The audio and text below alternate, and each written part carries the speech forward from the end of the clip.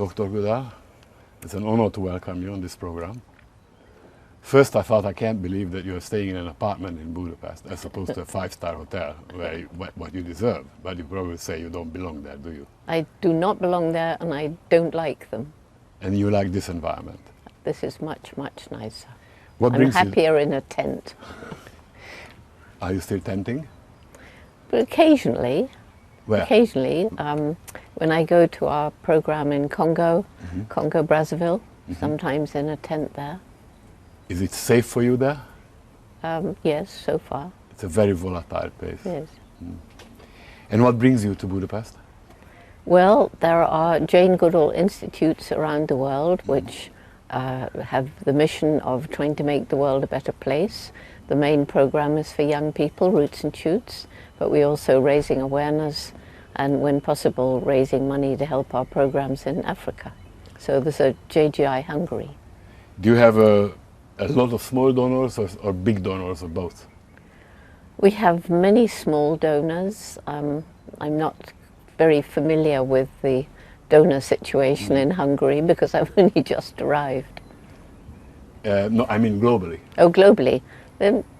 We have a few major ones. We have US government support, USAID. We have some from the European Union. And then one or two corporations, if their ethics are right, and donors, smaller donors, members, and those who become chimpanzee guardians by paying money and getting a picture of the orphan chimp they've adopted. I looked at the map of your institutions and found out that you don't have any in North Africa, in the whole Arab region. Well, we have our Roots and Shoots program very strong in Abu Dhabi. In Abu Dhabi. And that's the sort of base from where we hope to move out. And what about Russia and India?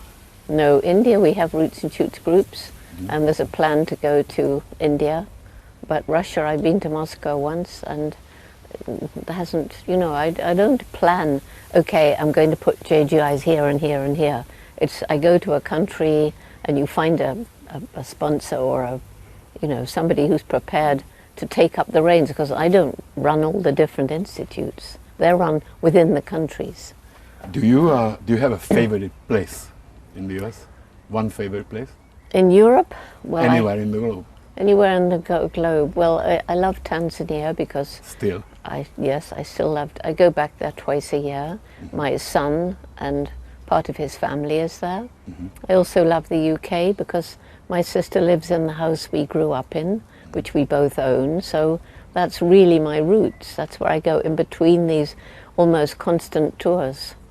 And where do you live if you have a home? Do you have a home? That's it. That's it, Britain.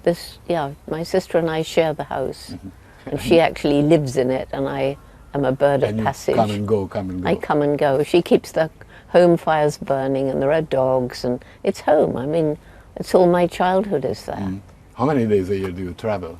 300-ish, more this year. 300-ish? Ooh. It's crazy.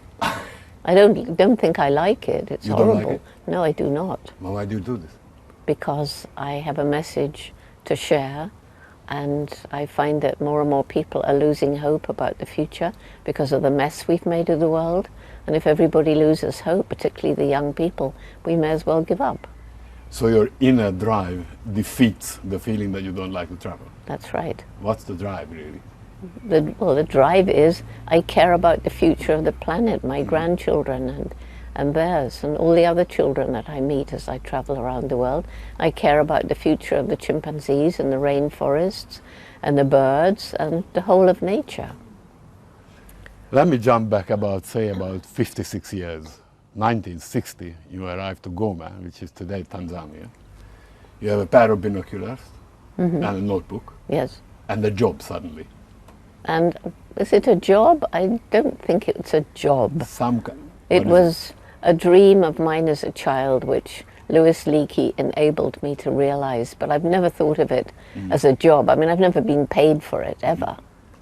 But what exactly attracted you to Africa? Was it the people, the continent, the sun, the animals, all the above?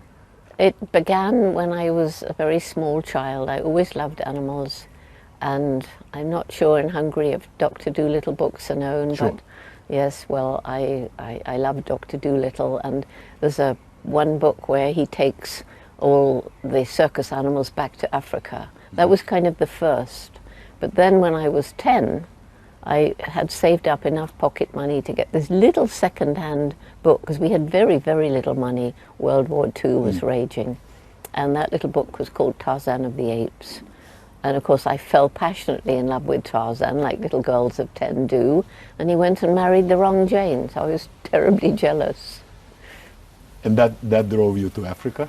That's when my dream began. I will grow up, go to Africa, live with animals, wild animals, and write books about them. Mm-hmm. Now, what made you fall in love with the chimpanzee?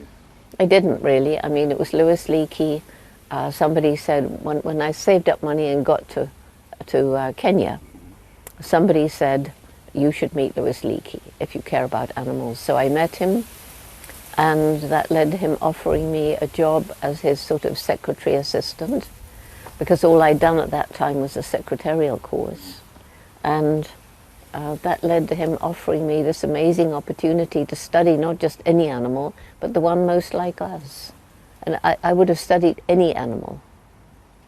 Chimpanzees were very exotic. Nobody had studied them in the wild. Nobody knew anything about them. And you were, I believe, the first to find out that they are using tools? I was the first to find out just about everything. Such as? Well, their social structure, the maternal behavior, the fact that there's always one dominant male, the fact that the males of a community patrol the boundaries of their territory and may even engage in a kind of very primitive warfare in which individuals may be killed. Mm-hmm.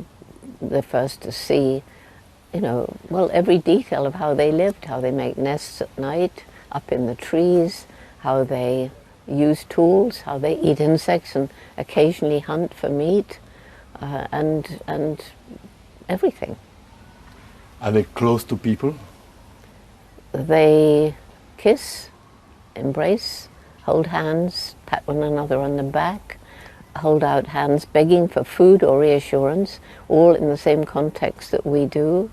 They laugh, they have vivid personalities, they have emotions like happiness, sadness, fear, despair, and their minds are much more sophisticated than anybody used to think.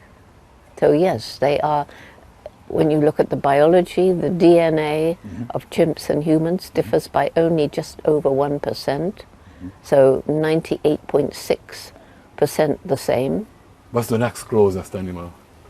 The next closest animal, well, almost equally close is the little bonobo. It used to be called the pygmy chimp. And then comes the gorilla and the orangutan, the 4 great apes. So if I understand you, they do almost everything that people do, except for talking, except for language? That's right. They haven't got the sort of spoken language we have. And I think that is what's led to the explosive development of our intellect. I mean, chimpanzees can learn up to 600 or more signs of American Sign Language, use them in the appropriate context. They can work out quite complex problems with a computer, with a touchpad, and, but nevertheless it can't be compared with what we can do. So, and isn't it weird that the most intellectual being ever to walk the planet is destroying its only home? Meaning mankind, the planet. Yeah. We'll come back to this in a minute, but then you eventually went to Cambridge. Yes. University of Cambridge, and several professors told you you were wrong. Yeah, I'd done everything wrong. Ways. Yeah, I'd done everything wrong.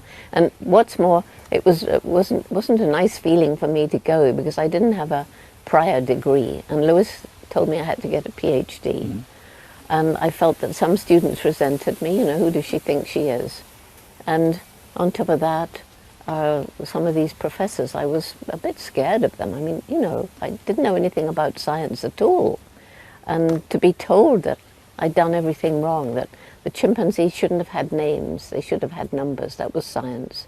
And I couldn't talk about their personalities, their minds, or their emotions, because those were unique to us. But fortunately, as a child, I'd had a wonderful teacher. And that teacher taught me the professors were wrong. That teacher was my dog, Rusty. You can't share your life meaningfully with a dog or a cat, a horse, a cow, I don't care what, and not know that of course animals have personalities, minds and feelings. So did any of these professors ever told you, we are sorry, we were wrong and you were right? Not in so many words, but obviously they changed their minds and I got my PhD. In fact, my main supervisor came to Gombe and afterwards he said he learned more in 2 weeks than all his previous life. Well, that was some satisfaction for Yeah. you. You felt happy or relieved or No, it was great. satisfied? It was great. When you started to be interested in Africa, I think the whole continent had about a little over 200 million people, and possibly within that range chimpanzees. Yeah, between 1 and 2 million. Right. Today, Africa has 1.2 billion people, supposedly will double it by 2150, by 2050, and there are hardly any chimpanzees left. Yes, it's maximum 300,000, spread over 21 countries. But Many this in is- small isolated groups that haven't a hope of surviving. Are you more? When were you more optimistic about the chimpanzees? At that time or now? Well, in that time, there was no worry. I mean, there was an equatorial forest belt. It stretched from East Africa right across to the west coast. And there was, the big logging companies hadn't moved in. It's us that have done this to Africa, destroyed their own culture, their way of life, so that many more children were born and born into increasing poverty because people go in and take Africa's natural resources, just as they do in Asia and Latin America. And some people think, even economists and politicians, that Africa is in some way a forgotten continent. Well, I think it's coming into greater prominence now, Because? just because I see more people talking about it. Allow me a jump. There is this refugee versus migrant crisis in Europe today. Europe is complaining about unable to house, say, 1 or 2 million refugees and migrants, whereas there are many, many African countries and other countries that house many, many more. Yeah. But a lot of people think that many millions of Africans one day will have to start walking towards Europe. Do you think this will happen? Well, I wish I could answer these questions because, it's something that's it's a huge problem in our time. I go back to the end of World War II when there were millions of refugees all over Europe moving out of Europe, and people were very depressed at that time and said that, Europe would never sort itself out. Well, it has, and it became reasonably stable. And now it's happening again for different reasons. Well, some of the same reasons. And what's going to happen? I wish I could tell you the answer. I don't know, but we have to fight for some respect for these people who are coming in, and hopefully find some way in which they can be integrated. But do you think it is a real danger? I mean, Africa, that people will have to start walking for lack of water, lack of jobs, In extreme poverty and so in forth. some places, yes, I think they will. Already, there's environmental migrants already from some parts of Africa, and the droughts are getting worse, and freshwater supplies are shrinking. It's not just Africa, I think, probably. So what should the world do? I know it's a very simple question and probably very difficult to answer, but I'm sure you have some ideas that could be done, or should be done. Well, perhaps. in my view, there are 3 major problems facing us, all of which seem insoluble, but somehow have to be solved. One is crippling poverty, because when you're very poor, you destroy the environment to grow food for your family or to cut down trees for charcoal to sell to get some money. Or if you're in an urban area, and that's all over the world, that's including the developed world. If you're poor in an urban area, you buy the cheapest, you have to, and these cheap goods can be made in a way that's very harmful to the environment or causes a great deal of human or animal suffering, but they have no option. So on the one hand, you've got poverty, we need to alleviate it.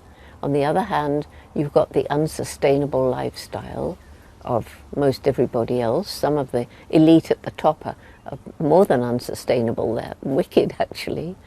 And so we have to somehow help people lift the bottom, lift the bottom and decrease the top, and then we've got human population growth. So if you put all those three together, it's no wonder we have problems of climate change and desperate pollution. I mean, it's, as I say, they seem insoluble, but we have to, I mean, we're working in Africa to alleviate poverty, and it's working. It's working.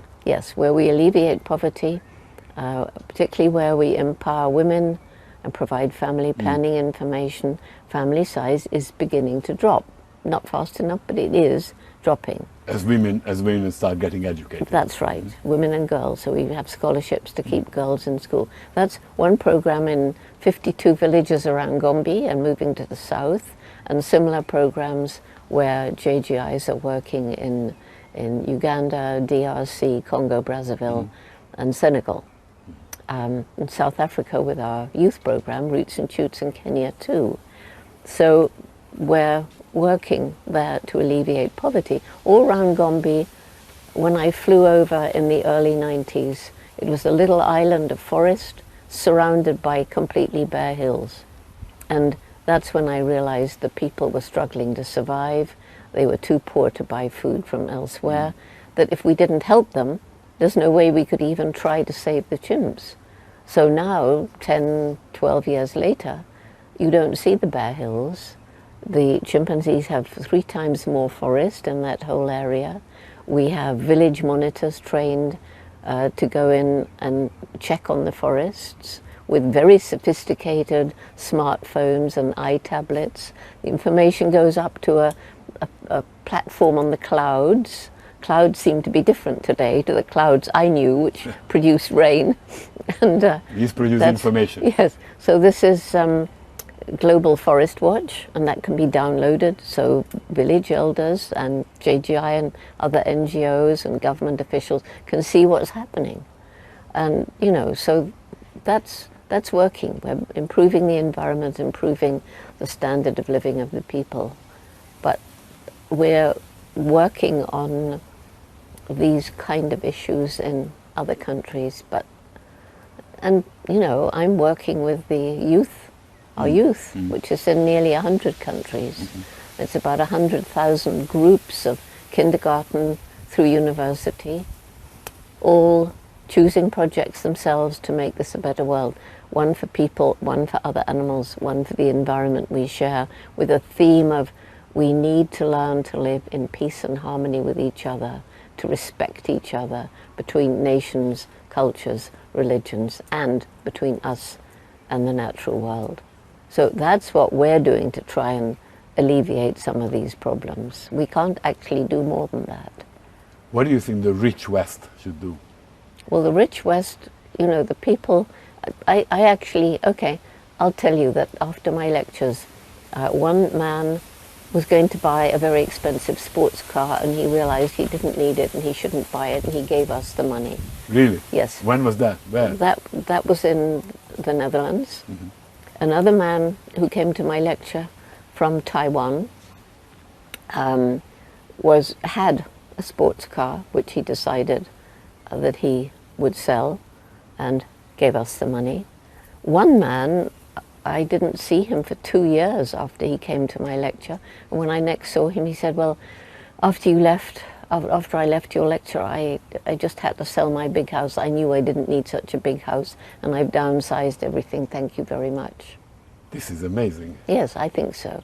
But obviously you need many, many, many more. Exactly. Thousands and millions Exactly. more people That's doing why. that. Yes, that's why I work with the youth, because you know we have now got millions of young people either in the program or who've been through the program, and they are thinking differently.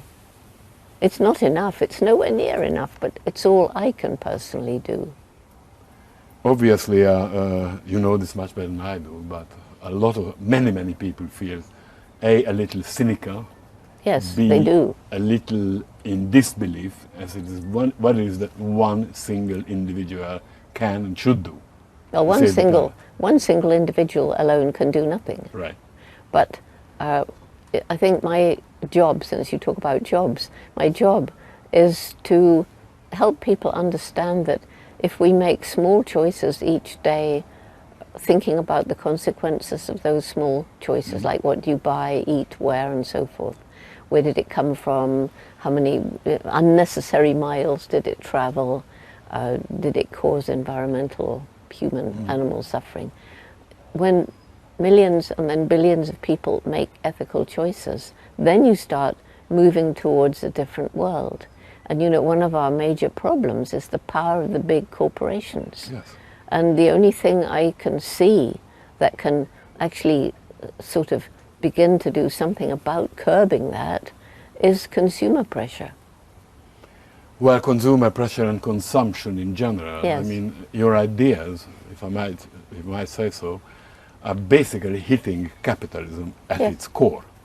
Yes. So you need to invent another world system. Because capitalism is based on consumption. Yep. More and more and newer and newer and newer and blah, blah, blah, blah, Yeah. blah. So I what do you- even read an article 2 days ago, and I have to check out who wrote it and everything. I was so shocked. It said that, you know, there are signs that world population growth is slowing down, and this will be terrible for the economy. And I'm thinking, I'm sorry. the population growth is slowing down, with the exception of Africa, where it grows. It will be double, as I said before, by 2050. So Africa is growing. We're doing our best. The question is whether these people will find work, education, food, water. Water is not a big problem in Africa. It's Yes, the it is. biggest it is. It's getting worse. What will happen? I don't know. Does anybody have any ideas? I don't Fresh think ideas so. concerning Nobody's really African water? talking about that much. Mhm.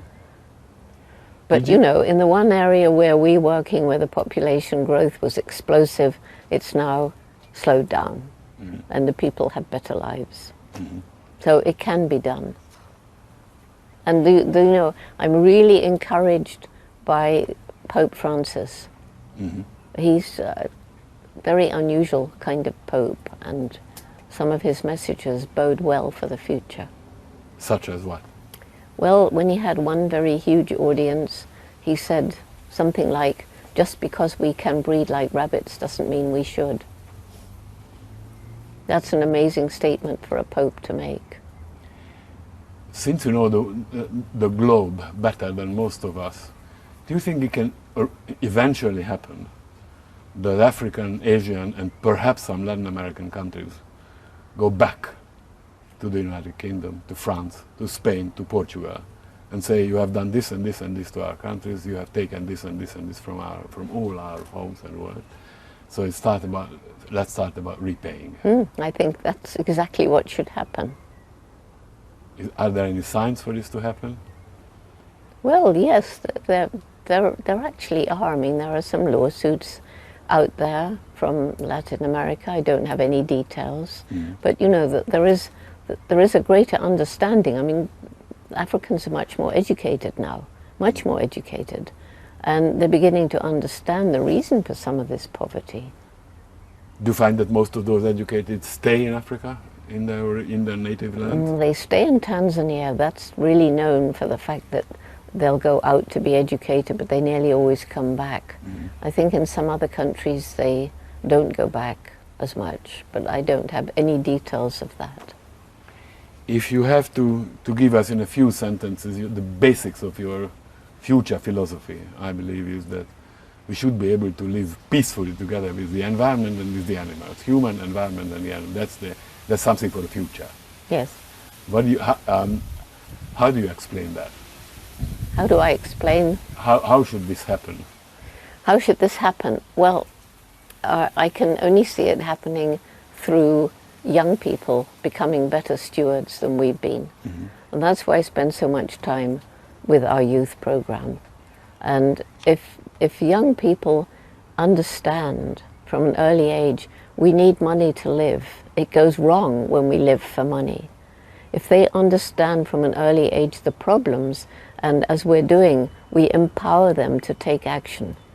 I my biggest reason for hope as I travel around the world is all these groups of young people with shining eyes wanting to tell Dr. Jane what they've been doing, what they're doing, what they plan to do. And they are making a big difference. Some of them have amazing projects. And they probably, in general, know a lot more about the world around them than they did in the 1940s when you were of the same age as they are now. Absolutely. Unfortunately, the world is very different now, and it's a more depressing world to learn about. And it was because I met so many youth who'd lost hope. They were either depressed, angry, or mostly just apathetic. Doesn't matter what we do, you know, it's all hopeless. Right. That's why I started this Roots and Shoots program. It was specifically because if all our young people lose hope, we may as well give up. There's no future. How should we find politicians to elect who are thinking the same way as you do, as opposed to helping and being funded by these huge corporations? That's the problem. It's this unholy alliance between the huge corporations and governments. That's the main problem. And so I dream of a tipping point with youth until we get the young people who have the right ideas now being strong enough to support each other in trying to, well, curb the power of these great multinationals. It's so important. And you know, one way, like I say before, if we don't buy the goods of a company that we know is bad, then they'll have to make them in a more ethical way. Do you ever dream about Africa or the chimpanzee? I sometimes do, surprisingly not very often, but sometimes dream of it. But when I'm, you know, a waking dream, I often am back in the forests of Gombe when life gets really crazy and in the middle of big noisy cities like Tokyo and Jakarta and so forth. I can shut my eyes and all this traffic and stuff, and I can imagine it's the wind roaring in the trees. And it helps me be more peaceful and grounded. Do you have or had a one single favorite chimpanzee? If so, what's the name? Actually two. One, David Greybeard, who was the first chimpanzee to lose his fear and actually helped the others to lose their fear, because instead of running away, he sat calmly and they looked from him to me and back, and I suppose they thought, well, she can't be so dangerous after all. And old Flo, from whom I learned so much about chimpanzee mothering. We now know there's good mothers and bad mothers, just as in human society. And Flo was a really good mother. Do you call them your friend? I know people always say that. They're not. I'm asking. Yeah, they're not completely friends. I wouldn't call them friends. What are they? I don't know. Well, I don't know that there's a word for it. we should leave it at that then. Yes, it's a close relationship based on mutual respect and understanding. At least we understand them, and I think to some extent they understand these strange two-legged creatures. Dr. Goodall, thank you very much for this discussion. I wish you health, Thank you. luck, and peace. Thank you very much. I need all three. Thank you.